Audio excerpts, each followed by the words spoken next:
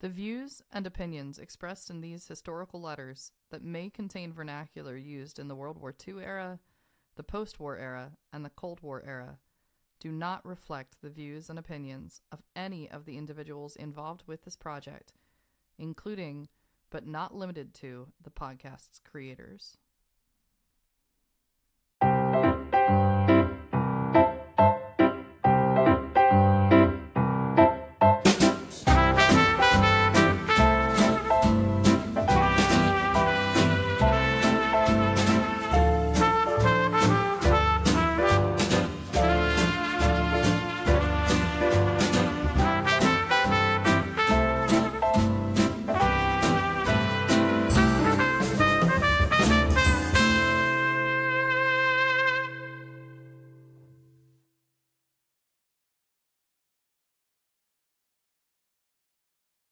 Morning, Jamie. Good morning, Allison. How are you doing this morning? I am quite well this morning. It's a beautiful day, obviously. We're going to read some letters. We're going to read a lot of letters today. Yeah, a lot of content today. As a matter of fact, Miss Allison this morning was like, hey, Jamie, I'm going to add 2 more letters on today. Yep, 100%. I was like, we need these. These go with it. You know. And she's right. Yeah. She was right. We do need the letter. We do need what she added. And the things that she added are very important, but they actually bring us up to 8 letters today. Yep. That's a lot. That's a lot. Yeah, that's a lot. We're going to go pretty much all the way through August. So towards the end of August, there's still some content. It's amazing because like in 1948, in the fall, it was like fast forward, woo-hoo, you know, we got like right through that fall season. And then all spring, we didn't hear from Sweetie. Because of course we got Lew. We got that amazing trilogy from Lew in the Merchant Marine, but Sweetie's kind of a question mark what she was up to in Iowa. But now we're in August and we have 8 things from August and we're not even through August. So it's like, I think she's getting back to form here. She's being forced to write, and she's also going to be demanding. She's going to be demanding her updates from her family, as she does anytime she's away from them for any extended period of time. But this first letter we're going to get into, Jamie, we actually left the last episode a little bit on a cliffhanger here. It was from August 2nd of 1949. And to catch up our audience that have not listened to that episode, the main thing here is that Sweetie's trying to buy a house with Lew close to the Naval Air Station in Willow Grove, where he's working very close to it to make things really easy. But it's going to cost at least $10,000, which if a GI loan is approved, they can afford. But she's going to need a little extra cash on hand that she doesn't have right now. Already in the last episode, she wrote to her sister to ask for $800 and $500 of which from Jeanne and $300 of which from her parents, if Jeanne can coordinate that and get that out to her. These are for things like the settlement fees and all that kind of stuff that comes with buying a house. They need that on hand. But if they can have that, it's really going to help. The house is not a guarantee right now, but it gets a lot closer if they can do that. I think the last thing we heard was the mortgage was approved at the end of the last episode. So Sweetie has sent out this note trying to get an update from Jeanne, and she's waiting for the postman to see if the postman brings her a letter so she can quickly respond to Jeanne. And that's where we're going to pick up today to see if Jeanne responded, if the anticipated letter did arrive, and if she wrote back. Before we get into this first letter, just a quick note, as usual, if you could please like, share, and subscribe, please just click that little button to subscribe on YouTube if you're listening there. We love that. That really helps the channel. And then if you're listening on our audio platforms on things like Apple Podcasts and Spotify, if you can leave a review, we appreciate that. But welcome to all our new listeners. Welcome back to all our returning listeners. And let's see if Jamie, if Sweetie is getting closer towards buying this house. 936 Springfield Road, Collingdale, Pennsylvania, August 2nd, 1949. Dear Jeanne, I started a card to you this morning. I had to go to the post office and thought I'd drop you a card even though the morning's mail had not come.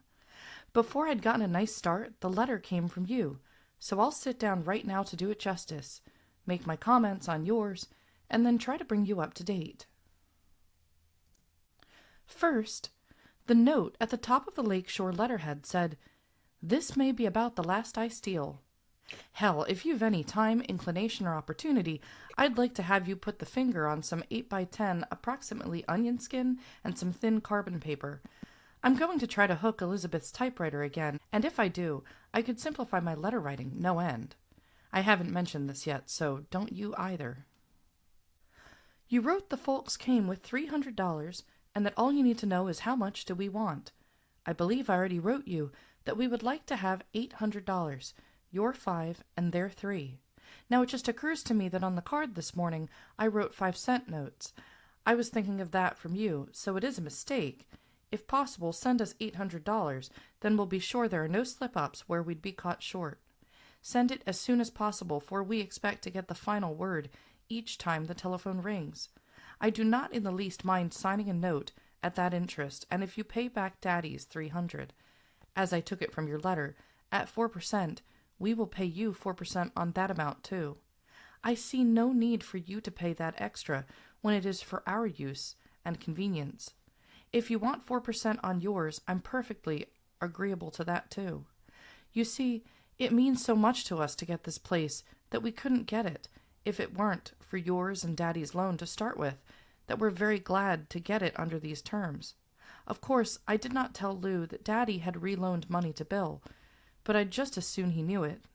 However, when I left there, neither Frank nor Bill had signed notes with interest rates that I knew about.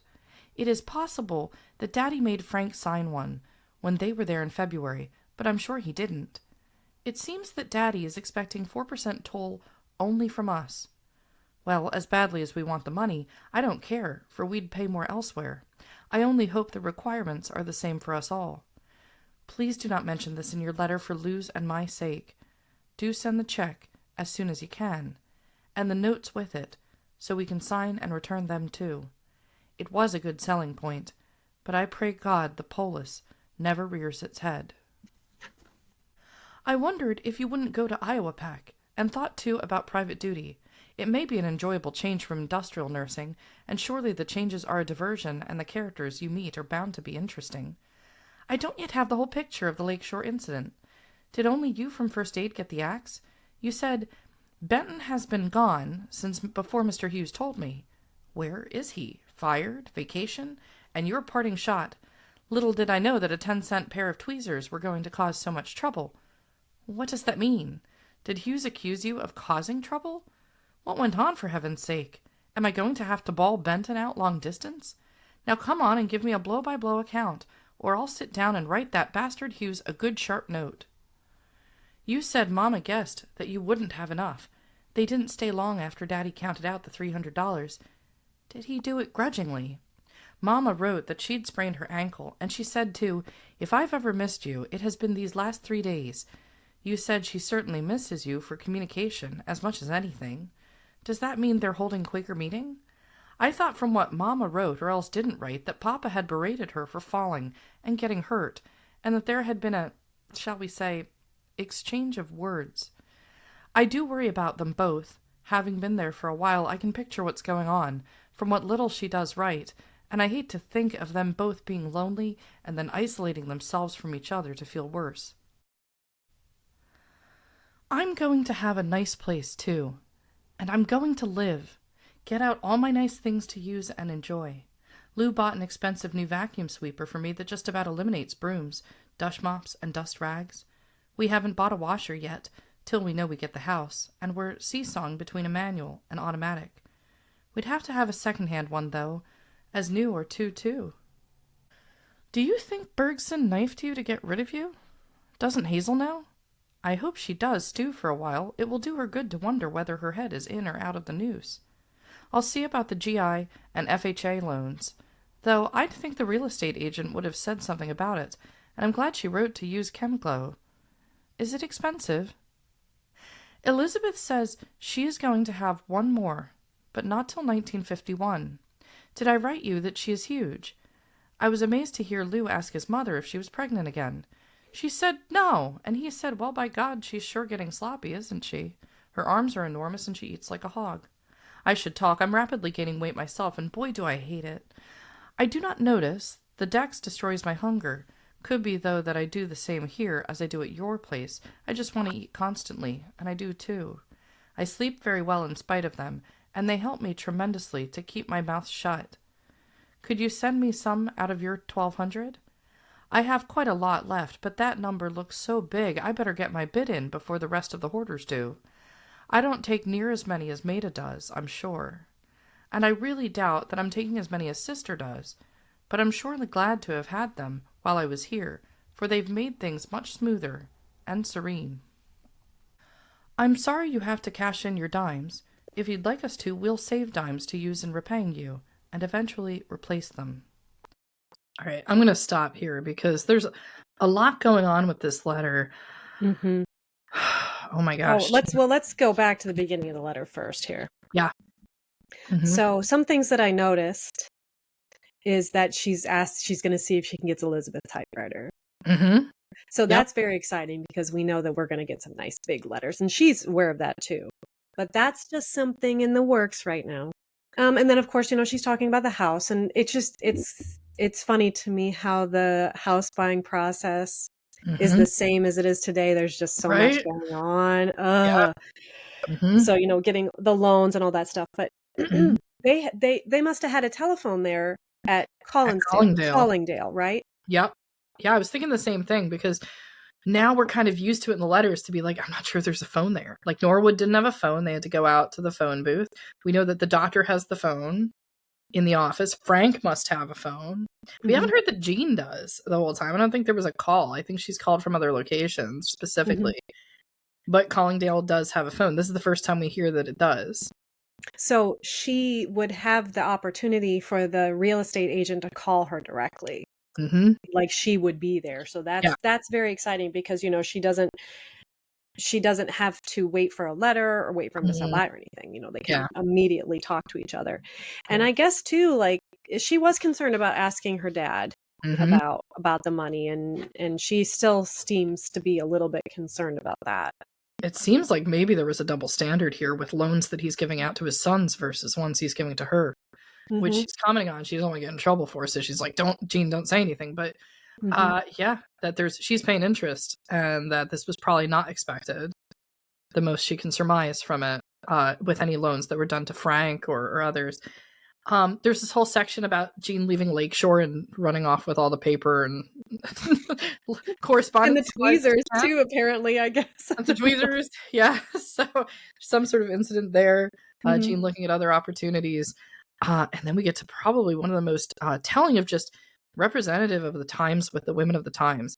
How the big expectation for everybody to look perfect and be these like perfect women in the home, and the commentary going on about weight. This was something that she has touched on. Weight she has touched on, and now it seems that everyone, like all these people that she knows, are taking Dexatrim. Yep. Now this was a dieting pill that they would take, the Dexatrim. And at this point in the letter, I would like to add my disclaimer: whenever talking about medicine, talk to your doctor. This is not to be seen as medical advice. Okay, going back to the letter here. How many women? It's not like we can only judge so much from photos, but every photo I've seen of all of the women of this time, none of them needed to be doing this. None of them. But there was such a societal expectation, and it was just done because it's not just Sweetie, it's Maida, and it's Sister. And Jeanne's got the supply. 1,200. Right? She's getting her cut. How frequently they were taking this. And what were the long-standing effects of the women taking this very strong medication? Because it seems to be something that's suppressing hunger, basically, that's preventing them. She says it caused me to shut my mouth, right? Basically, to not want to eat. And what was their long-standing impacts of this sort of stuff? But it's that societal pressure of the 40s to be the perfect housewife, and then to just be the perfect image. The man comes home from work. We've all seen this if you've watched like Mad Men and all these shows, even that from like the 50s, but it's the same thing. And just turning to things like this. This is the first generation really turning to drugs to help them achieve that. The miracle cure, this idea of like the miracle pill, the miracle diet, and they're all taking it. So it's important, I think, to note this of all of them, because I mean, that's all of the Demaree daughters. All of them taking this. And Maida.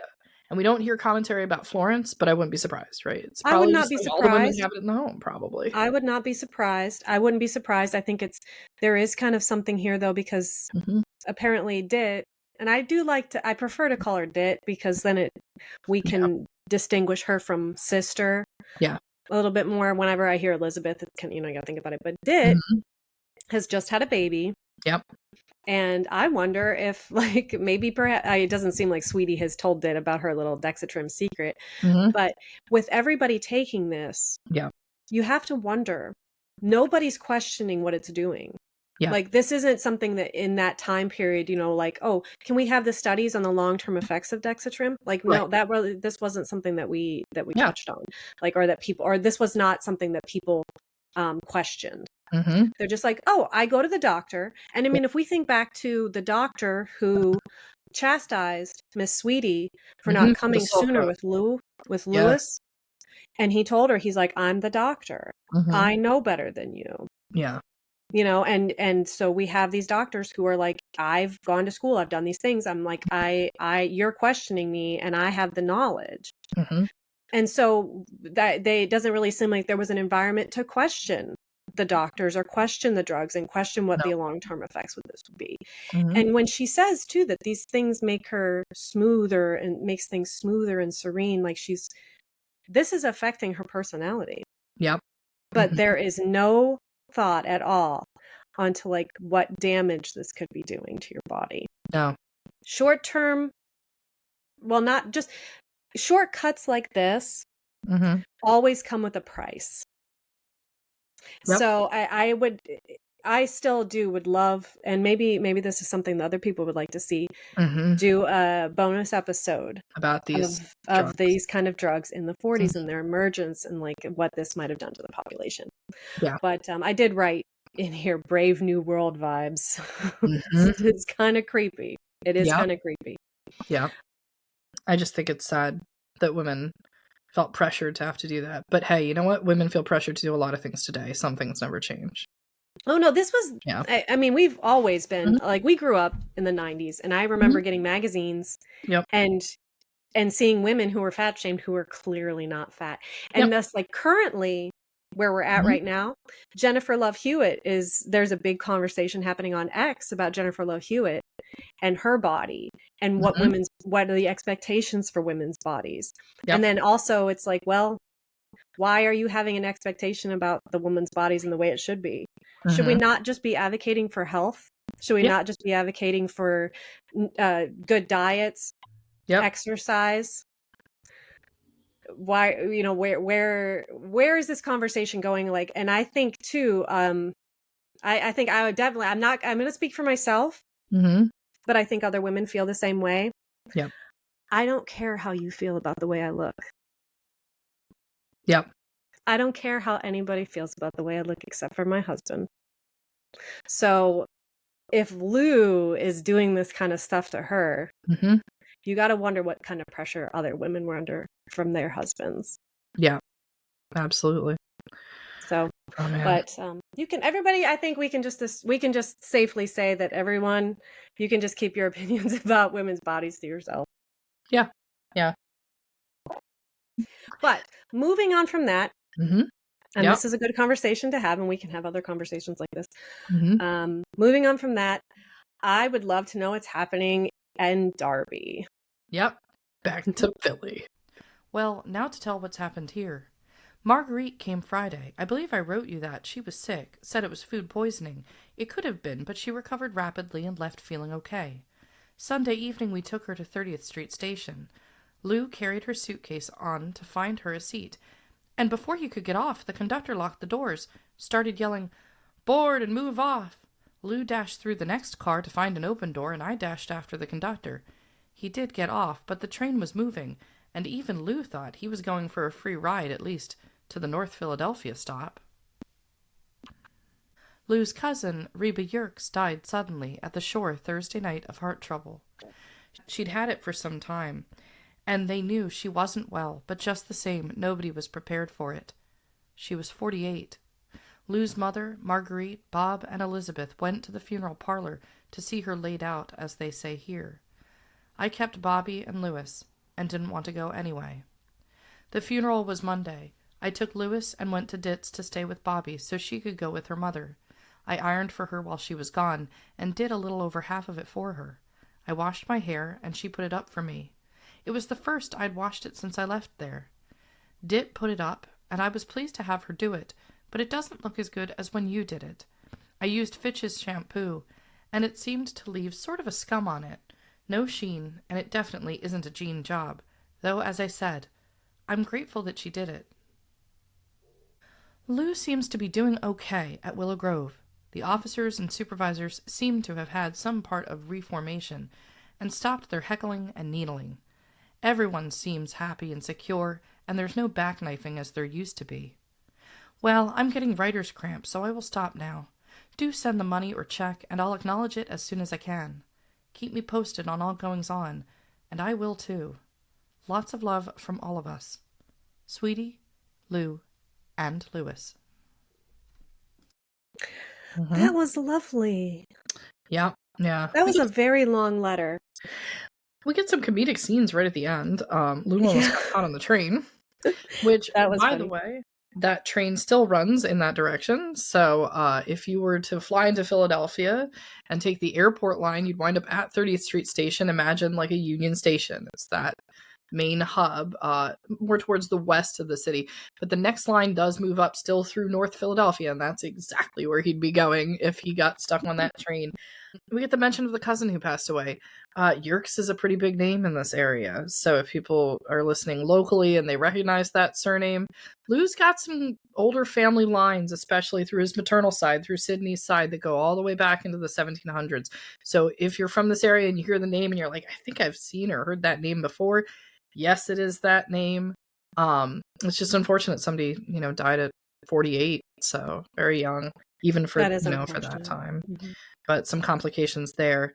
And then we get the part about Willow Grove, which we suspected in the last episode, mm-hmm. which is, why had he left the Navy in the first place? There was some stuff going on. And this all but confirms that he's back. He's rejoined the Navy for people that missed the last episode. He's back at NAS Willow Grove. Naval Air, for those who haven't listened to a lot, Naval Air Navy Willow Grove Station there. It seems things have really reformed, that there was something serious going on before. And that makes sense if there was a contentious work environment for him. Yeah. Where that could be something that Sweetie would say, well, look, you need to be out of there. Mm-hmm. We can take an opportunity to move to Iowa. Yeah. So I can see, and be a farmer. But like, he obviously didn't want to be there anymore. So I'm sure that the environment that he had at Willow Grove before they moved out to Iowa, mm-hmm. To try their shot at farming, really contributed to that decision. For sure. For sure. Mm-hmm. Yeah. But it was very good. I think this was great. And it's always lovely to hear about like Sweetie's interactions with her in-laws, and for her and Ditt to have that kind of relationship, where she's like, watching Ditt's first child and, doing her hair for her, doing her ironing for her.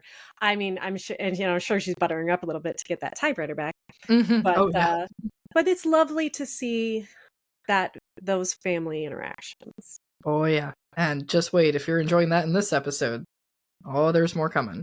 So we'll get to that in a little bit. We still have 7 more pieces of correspondences to get through, some shorter ones here. So let's move forward a few days to the 5th, because now she's waiting for the money from Jeanne, for Jeanne to send it. August 5th, 1949. Dear Jeanne, your letter arrived airmail special on August 3rd. Quite apropos, as we consider all thirds more or less an anniversary.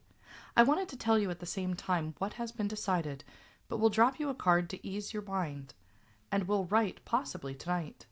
I called the real estate agent, and he said he had unofficial word that it had GI approval at 10-2, but he does not know if that is qualified, such and such has to be done first, or if it is to clear price. Also, he has to see the builder to ask if he'll lop off 3 cents off this price.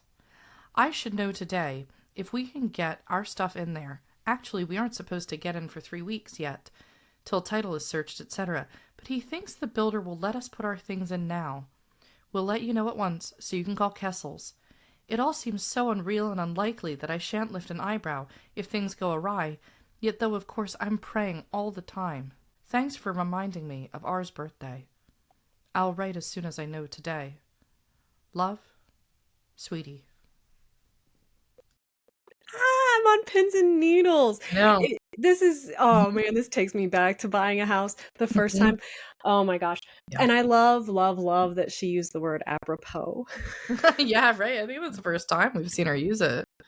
Yeah. I love that word so much. It's so nice. This is great for vocabulary. Oh yeah. But this is just, I got that feeling in my belly, and she's waiting on all this stuff. Yeah. Oh, so close this was now. And we really should be paying attention to the dates of the letters. Yeah. Because this is all rapid fire, they're communicating and stuff. So this was only 3 days later. Yeah. These penny postal cards are going to fly. Yeah. Here's the update, Jeanne. Here's the update, Jeanne. Here's the update, Jeanne. Speaking of, okay, here's the next update, Jamie. So August 10th, 1949. Dear Jeanne, as sure as I write, there will be some mail from you this morning. I'm quite anxious to get some medicine and advice from you since this irritation has not cleared up as I hoped it would. What can I do? Lew took 2 cents with him this morning to pay on the house. We haven't made settlement yet nor signed the final papers, but we're sure now. The builder has to put in some attic ventilators and some studs to reinforce the roof. Just a technicality and doesn't mean it is poor construction. We're borrowing Joe Osterholt's truck on Sunday the 14th to gather our furniture and deposit it at the new house. We're going to ask Don Martin to help with the loading and lifting. We rather look for Marguerite over from New York again this weekend. Joe is still in Maine. Mom went to Dit's to babysit while they went out, stayed the night, so Dit could go in town to pay her bills this morning. I expect them back by afternoon sometime.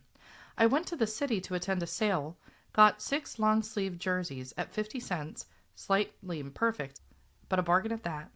2 pair of cords at $1 each for fall, and now underwear and a snowsuit is all he'll need. I dropped the folks a card. Write about medicine, house, Cliffy, job, etc. And that's one of the first times I think I've ever seen her not sign.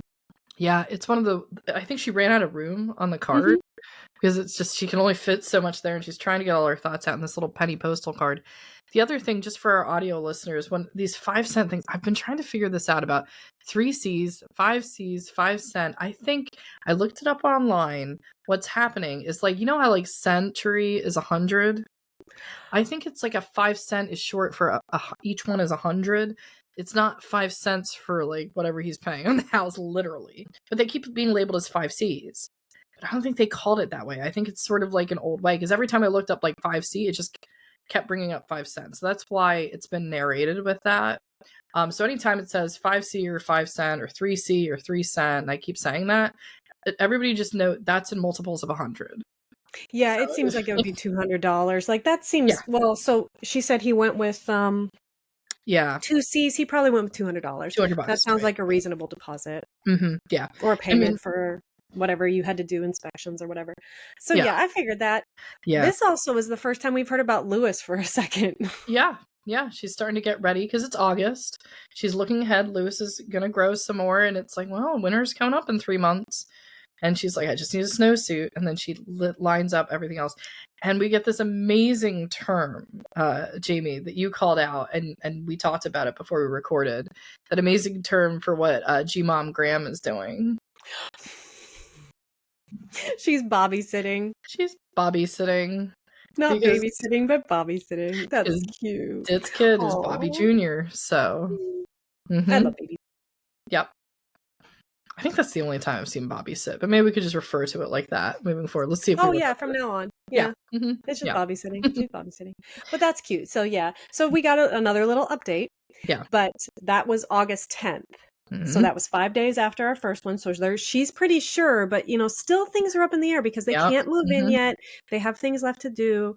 So the next piece of correspondence is 5 days later. Yep. And here we go.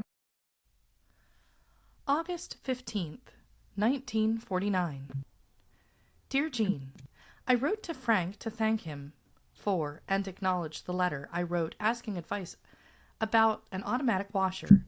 However, before I heard from him, we had rushed out and bought a year-old Kenmore Ringer type with automatic timer and automatic pump, used about 3 months out of the year for $75, but I believe it to be a bargain as it costs about $145 new, is beautiful, and I'm very pleased.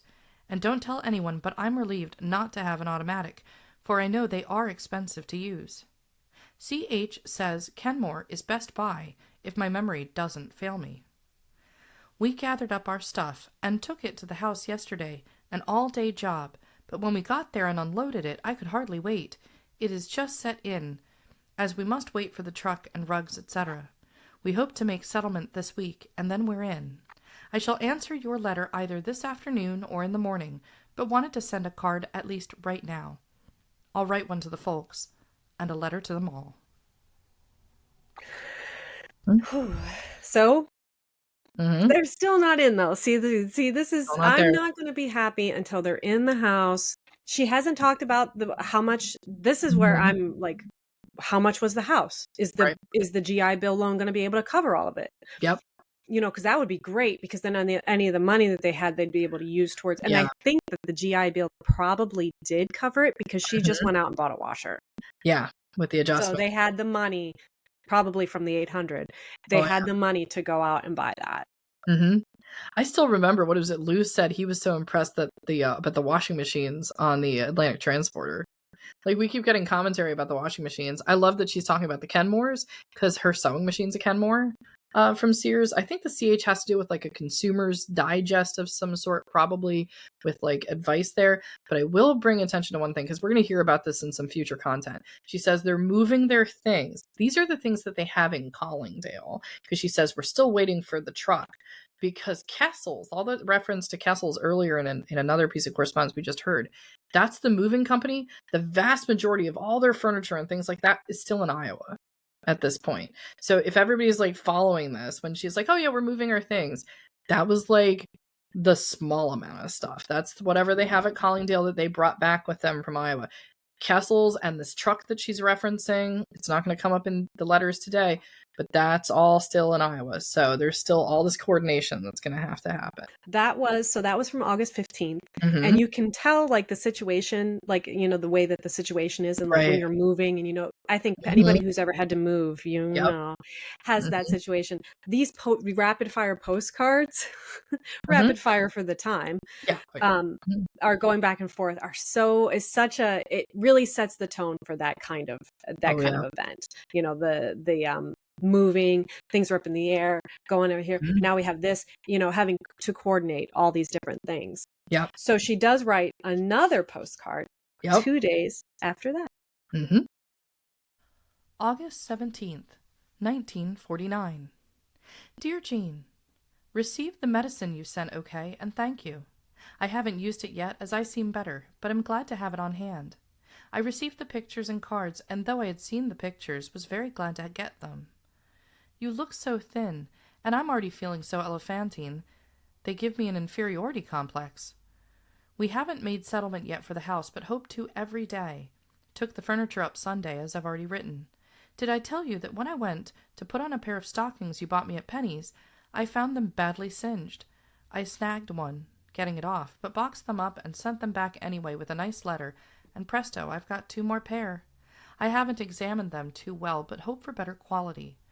I've been having my headaches again these days. Could Dexy be doing that, I wonder? I first thought it was an allergy to these dogs.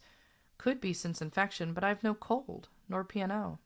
I wish I had directions for making a sweater like your blue with the cable, but fear I'd need someone to rescue me many times a day. Have been busy washing and ironing, but don't seem to have accomplished much, no how. Sweetie. So she finally signs one of her postcards. She had room. Yeah. Yeah, and a little bit of room there. Yep. She does actually question whether or not the Dexatrim is causing her to have headaches. Yeah. That's really big of her. It's going to dictate that, like, if she thinks maybe that's it, maybe she'll back off the Dexy a little bit. which is going to be in her best interest to do so historically. Yeah. But there's also a couple little nuggets of information here. I just love, one thing is completely in the Sweetie story, when she's got the commentary about here, the pictures, and she says, it gives me an inferiority complex. Sweetie, you always have an inferiority complex. So yeah, this just makes your inferiority complex shine.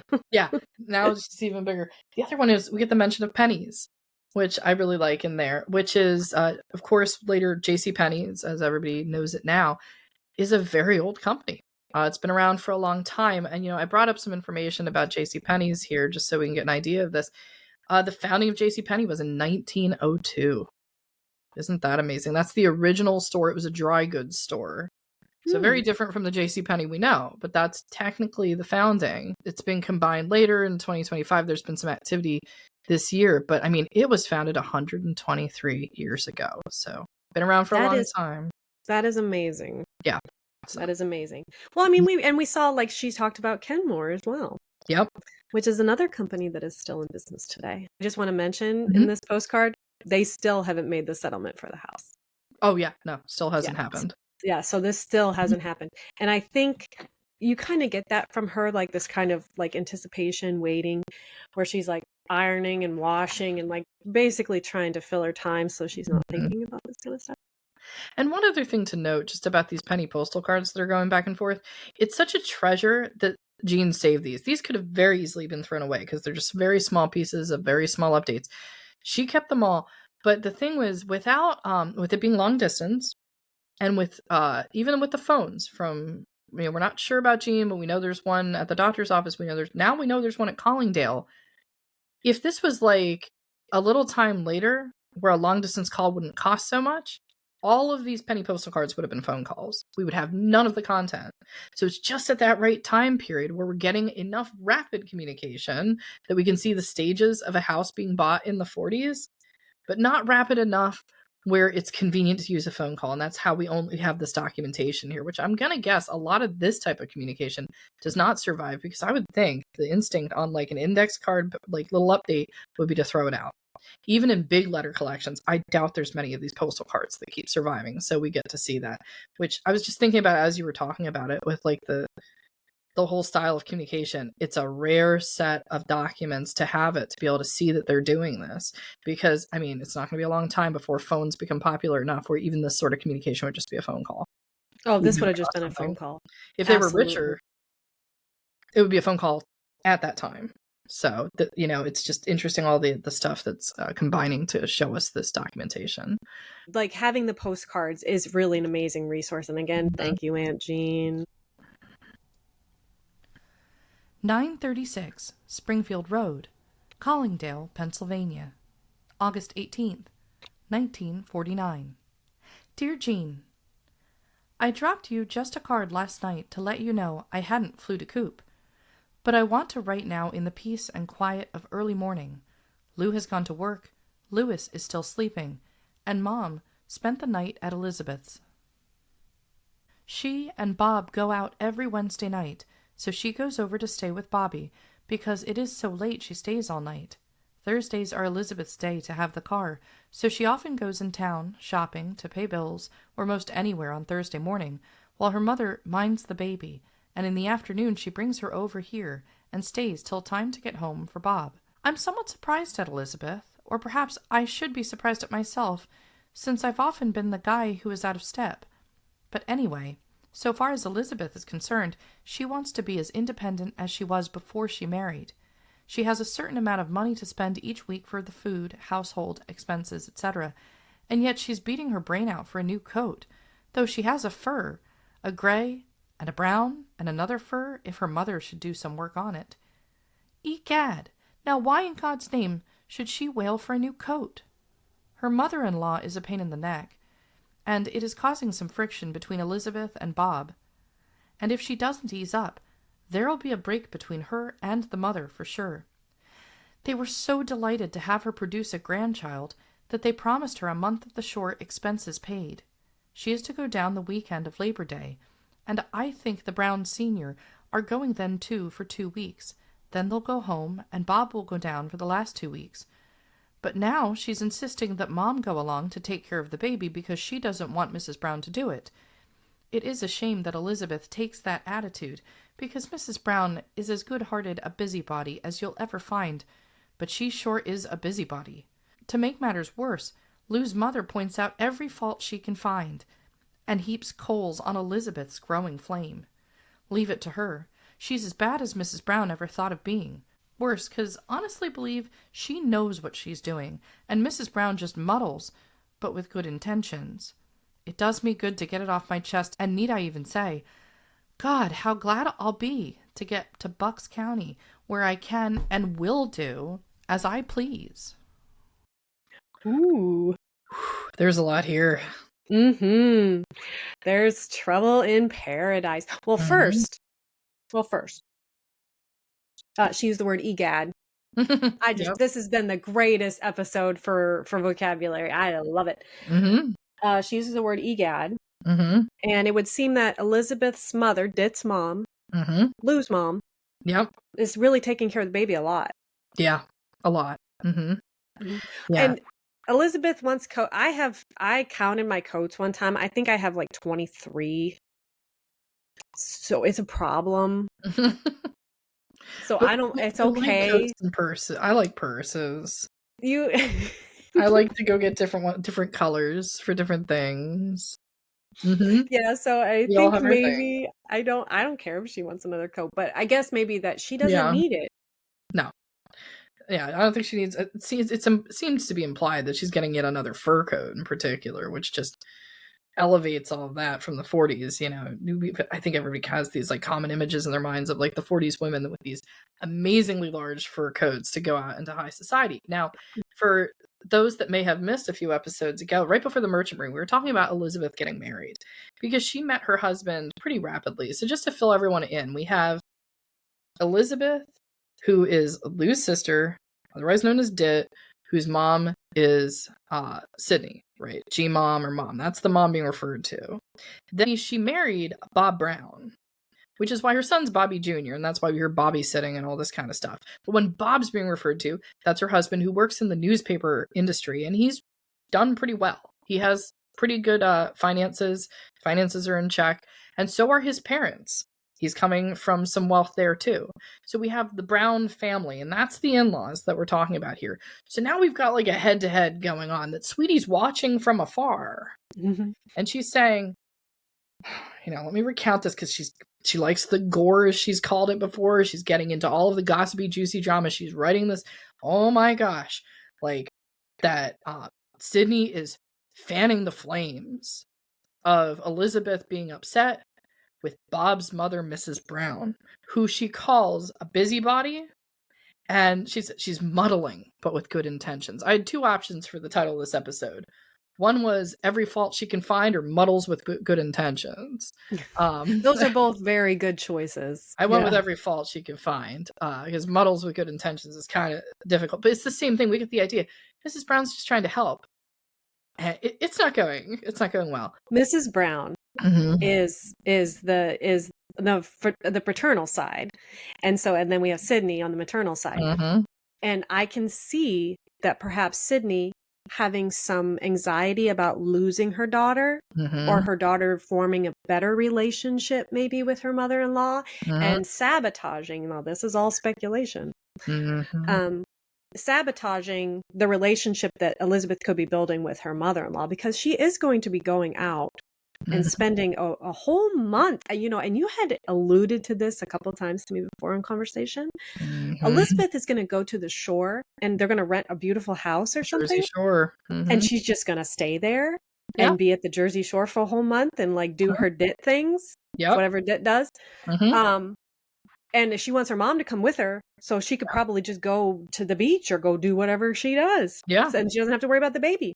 And so much so that she wants her mother to come with her, even though her in-laws are going to be there and they could watch the baby and see. I think there's a lot of behind the scenes manipulation, there's like stuff. Her mom's like, maybe and trying to find fault and stuff. And so, this is kind of just like those radio programs that Sweetie listens to, the soap operas. Yeah, this is a soap, and then you get just this icky feeling that there's something to me, and I mean, I'm not a mother, so I can't comment from this perspective of being a mother, but there's something about, in my mind, bartering having a grandkid to get a month paid at the shore, at the Jersey Shore, so that you can have your high society lifestyle around Labor Day weekend at the Jersey Shore, which we know is going to be pretty good. And her husband's not there for 2 weeks because he's an executive. He needs to be doing his job. And for this switch occurring and all this other stuff, there's something that doesn't sit right even with me, having no experience with this, to say, yeah, I'll give you a grandkid, but I want a month at the shore every year. Elizabeth's priorities are certainly not our priorities, I think. I mean, she has a definitely, and she's like, I'll have a baby. But and she says it. Sweetie calls it out. She says, so far as Elizabeth is concerned, she wants to be as independent as she was before she married. And that also means before she had kids, if because that's just the implication. She wants her freedom to do what she wants to do and do the things that she does. And it's just all coming to like this friction in a head, and it creates this amazing scene. And Sweetie's just sitting there going, she's listening popcorn. Eat my popcorn, and she's not, and like she's writing her letters. Ooh, and this and that and the other. And I'm sure that Jeanne is incredibly interested in all this stuff too. Yes. And she said that she's like, it does me good to get this stuff off my chest. This is just, she needs somebody else to talk to about all this drama. I can't tell 3-year-old Lewis this stuff. I need to talk to someone about this.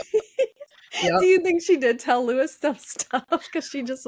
Lewis is starting to talk a lot more, though, so it's starting to get dangerous to just say it to Lewis. I wonder if she talked to Marguerite when Marguerite visits, because Joe's in Maine. Joe, the actor, is doing the theater companies in the summer in Maine, so we don't know what the energy there is. But I think Marguerite's actually kind of close to Sydney, so I doubt she talked to Marguerite too much, because I've seen Marguerite in a lot of photos with Sydney that they're pretty close. And I mean, clearly there's like a different mindset here. This is the outsider looking at it like, this is very odd then. If you think that Marguerite and Sydney were very close, I think they were. Maybe then perhaps she really was scared of Dit forming a relationship with her mother-in-law, because, and I actually have a very, very good relationship with my mother-in-law. So it like, so Sydney can form that kind of bond with Marguerite, but she's a little apprehensive about Dit forming that bond with her mother-in-law. Now with Marguerite, these are all very interesting things. Yeah, interesting for Marguerite. Marguerite, we learn in later letters a bit about Marguerite's mother. The biggest thing why we don't see Marguerite's mother in the storyline is because she's in Texas. Right, she's far away. But this is like, the families are close, so they're vying for, oh my gosh, it's just so much. Oh yeah, this is I like it. So that will be a fun story to keep our finger on. What luck have you had with Kessel? I hope you can get that started before you all leave for your trip. I believe I sent you all the information necessary to get it going, the address, where to go, and all. I'm surely anxious to get it here, and of course to get the settlement made, since that has to be done before we can move in. I asked the real estate agent if he'd let us have the pictures, any and all he might have of the house, taken for advertising and selling it, so that I could send them to my folks to show you what we'd bought. He said we could have them, but I haven't seen him since, and I must remember to ask again. It isn't the dream house Maida and Frank have, but picture the madman throwing us dollar bills in the wind and screeching, "It's mine, mine, mine." As soon as settlement is made, I'm putting in my application for a welfare child. I do not expect them to give me 2 until I have been under some kind of probation, and then they may not approve 1 for 2, since I'll have only a 2-bedroom house. I'm going to get a 3-year-old boy if I have any choice at all. Vera had them, perhaps I told you, for some time, knew the people well, and so I called her to ask how to go about it, and she called up the society to give her personal recommendation, for what it is worth. About the medicine, I haven't used it yet and won't for a couple more days, but feel sure the irritation is still present. I have never had this sort of thing before, and have been quite disturbed by it. Shall start on it as soon as I can, and do thank you. How are Mama and Papa? Mama wrote her ankle is most well, but I don't believe I've heard anything about it recently. Is she working too hard? I wish you'd get her cornered every once in a while and take her blood pressure. I wish Papa would, too. I know from having been there that Papa won't hold still for very long, till he's into some project like building a fence, and while he's in Chicago, he'll just do all he can to keep the expansion brakes in the street hot as he goes, from bookstore to camera shops and back again. I want him to have a good time and enjoy himself, but I hope somebody goes with him anyway. Nag him right good, and he'll think it's me. I want to pause here real quick, because there's a couple things. One, the welfare child that she's thinking about bringing in, she's hoping it's a 3-year-old boy, because Lewis is 3 years old right now. So that's kind of cute. So he can have a friend, basically. This commentary here that Laura's working too hard and Chester's about with his projects puttering, and then Chicago puttering. This is going to be a specific type of puttering, Chester. She's calling it out. I had to put in that little moment of putter time. It's putter time. It's putter time. So I just have this image of Chester just getting all his stuff together to leave the house, and Frank's like, "Where are you going?" And he's like, "It's putter time," and then just walking out. We were just in Chicago too. You can just see this, like, yeah. Yeah. It's so true. He's like, "No, oh man, I got puttering to do." I don't think the bean. And he doesn't even acknowledge; he leaves. Yeah. Poor Laura. Laura's probably like, "Yes, let him go. Get out. I have high blood pressure and I want to take a break. Okay, gosh, I'm working too hard. Go putter over there." She says, "Breaks in the street hot." Like, it's just like, I've got to get to this store and I've got to get to this store and there's a camera shop. All this other stuff. Putter, putter, putter. Oh, I must go back to the other bookstore that I was just at. Yep. Yes. I would love to have met. Oh man, I'm really sad that I never met Chester. Same. But yeah, we do get these explanations. The minute I think you and I shared the same look for the audio listeners that can't see it. The minute that she writes, he won't hold still for very long until he's into some project. You and I met like our eyes and we're just like, putter. Like we know we could just see it, but I had to comment it too great. It's putter time. Let's put that on a t-shirt or something. I've never known him. I feel like I know this man I've never met. Mm-hmm.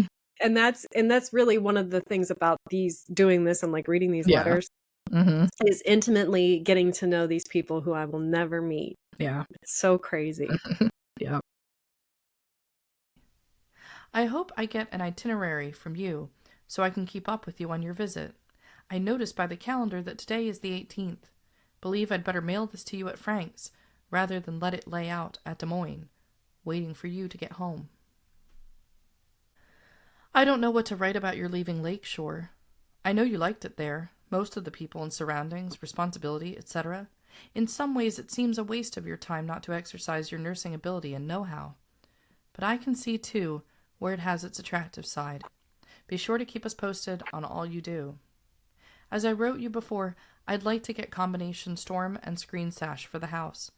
We're going to need some kind of screens yet this year, and with oil heat, which may prove expensive, I'd like to conserve as much warmth by storm windows as possible. Lew isn't entirely sold on it yet, and may not be. He says to wait a year and see how well we get through the winter. I say the money we put out on temporary screens might as well go into the real screens. What do you say? I think we will go ahead and get the Venetian blinds in spite of what Helen says. I do like them. Have always wanted them, and I believe Lew does too. We can get them for $2.77 per window from Sears. 2 will cost more for the 2 front windows, and some will be less for a couple smaller ones. Elizabeth called and said she'd be over in a few minutes, so I'd better stop and get this ready to mail now, or else it will lay around a day or two. I'm going to send this to you at Frank's. Guess he'll know what to do with it. Share it with the folks, and I'll write them soon too. I sure wish I was there too and could go the Indiana rounds with you. Write, and my love to all of you. Sweetie, Lew, and Lewis. So from this letter, we learn that Jeanne and her parents are going to Chicago. Yep. To visit with Frank and Maida, which is lovely. That's very lovely. I'm glad when they had talked, I do remember a few episodes ago, they had talked about planning the vacations. Yeah. And like when they would be going out and stuff. She talks about the Indiana rounds as well, just for our newer listeners. Chester's family is the Demarees are largely in Indiana. So this is an opportunity. It seems like there's some plans for him to head out of Illinois a little bit at some point, whether others go with him or not, and have a little reunion with some of the other Demarees out that way. But largely this is for Frank. Yeah. Oh, and Elizabeth called. Yeah. So she must have a phone at her house too. There it is. Yep. See? I guess. Well, Bobby Brown, he's doing very good for himself. He is. Yep. Definitely. Yeah. She definitely married into some wealth, and she's pretty. Because we don't hear anything about like, oh, Elizabeth's buying a house and all this other kind of stuff. It's handled really quickly. She just moves and she's in a pretty solid situation with regards to finances and things. But in the next letter here, we have a couple more pieces of correspondence. These were the two pieces that I told Jamie just this morning. I was like, I think we need to add these two little pieces. They're both from the same day. They're both the day after the letter that we just read. And I would call everyone's attention to see where they're addressed to, because it's rare when we get to see the address for Frank at the time, because we wind up not having the proper envelopes and things. You're going to get to see where Frank was specifically living, because these are being sent to reach her other parties. As she said, she's going to write to Frank, so we get to see the location of where he was at that time with his family. August 19th, 1949. Dear Mama and Papa, Jeanne, Frank, and all. Hope you have safely left, or arrived at Frank's. Believe Jeanne wrote that you expected to leave on the 18th, stay the night at Frank's. It would be nice to be with Florence on this date. By the time this gets there, you will have gotten to Frank's without mishap, I hope. I will be anxious to hear about your stopover, about KM and R, about Susie, F, and A. You know, she said this. I said that I do wish I could enjoy it with you. Hope to hear from you often. Had a card from Sister yesterday. Sounds as though they are postponing school till they get theirs rebuilt. It is quite cool here for the past 2 days, and I wish I had some of my sweaters and Lewis's too. I'm quite disappointed that Kessel has pulled such a boner in sending the stuff. Does that mean we'll pay extra rent? Or will we let that apply to the time when we couldn't move in for lack of a toilet and still paid rent? Lou's mom is going into the university hospital this afternoon to have her eye examined and a check on that wrist operated on last year. Hope to hear from you soon. I'll drop cards often till you're home. Love, Sweetie. Well, I think we first have to address the extra letter. Yeah. So what Allison does is just use the first initial of children's names. And I do love that you do this. And I know that Frank and Maida had a couple kids, but then there was this little extra A that was added onto it as well. So does this mean that Frank and Maida had another baby? Yes, it does. This is the third grandchild that Chester and Laura are going to have from Frank and Maida. And yet another little niece. It is a baby girl. So, yep. So do you think that that's the main reason that they were going to Chicago, was to meet their new grandchild? I think so. And it seems like KM and R are there, which means Florence is around. So everybody's in Illinois at this point, because if we get to see the other two grandkids, it just sounds like Sweetie and Lew and Lewis are the only ones not there at the scene, which of course is going to make her sad. But she doesn't have time to be sad because she's trying to get this house. So at least that's distracting her from like processing that whole like my entire family is having a reunion right now aspect of the thing. But it definitely gives a good reason for Laura and Chester to visit, in addition to puttering. So, yeah. Oh, and she does say, she said, I wish I could enjoy it with you. If she wasn't, if they weren't in the midst of buying this house right now, you know that her butt would have been on a train, with or without Lew. Oh, for sure. Yeah.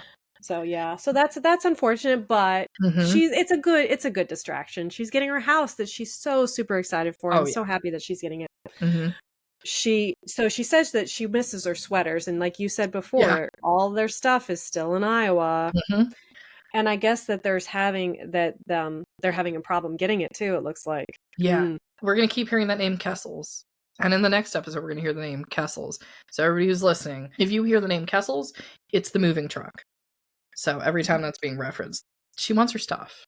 So not there yet. She wants her stuff. And it sounds to me like they had to pay rent on a house that didn't have a working toilet either.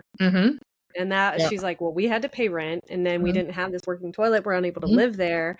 And now we have to pay extra rent because Kessel's not doing its job and getting our stuff to us. See, buying a house, you're going to run into problems. But so that was really fun. We got to learn that there's another grandchild, which is exciting because there was no mention at all. None. No. Ooh. We haven't caught up. You know what I just realized? I wonder if Maida was taking Dexatrim and stuff while she was pregnant. I'm not sure. Yeah. I mean, it seems to me that like most of these medicines were being taken regardless because they weren't sure of it really the long-term effects. Most likely, most women at the time would take it regardless.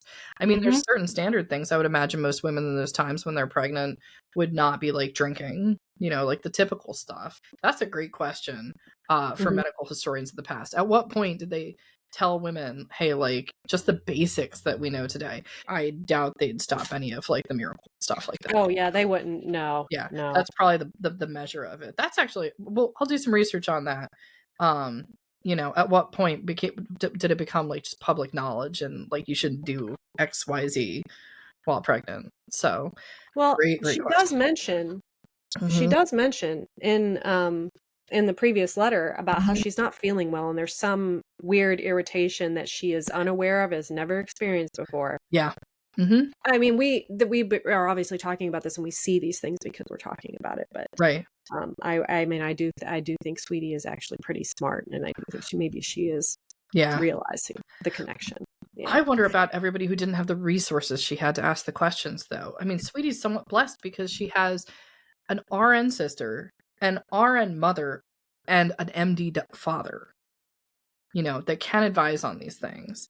Most people don't have that. Most people are just going with whatever they're hearing. So that leads to it. Yeah. So many questions about that. And then we have but that was not the last piece. It's not. No. Oh, we got one more postcard. Yep. Same day. She was busy. She sent 2 postal cards that day. August 19th, 1949. Dear Mama, I wrote a card this morning, but forgot again what I've been meaning to ask for some time. Lew's mom is doing some sorting over and has offered me several wool things suitable only for quilt pieces and rugs. Would you want me to send them to you? I don't know what is holding up the sale of the house, but she has done little towards packing, so I guess it is just as well. There are several things, but I didn't want to send them if you don't care for them. Let me know as soon as you can, and I'll start assembling them in a box to send. Love, Sweetie.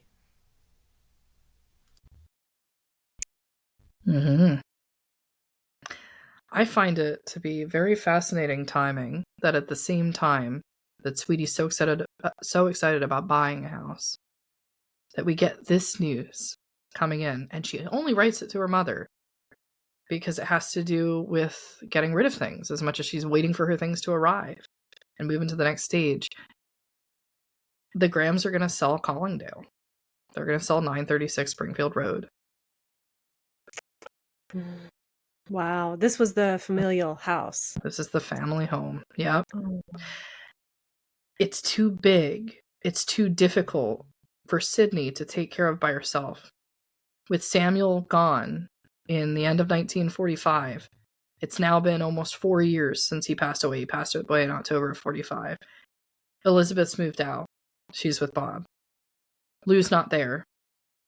Of course, she's been all over the place and they're going here. Joe's in Maine doing the Joe thing, and he wasn't living at home to begin with. It's too much for Sydney to take care of this large house of 936 Springfield Road. And so we start to get into this storyline, and this isn't the last we're going to hear about this. This isn't a sale that's just going to be like, well, the house is sold. We're going to get a whole story with that. So I'm going to leave a lot of this to future content because there is a lot coming up. But I'm actually bringing up the website on my other screen here. That's www.lovesweetiepodcast.com.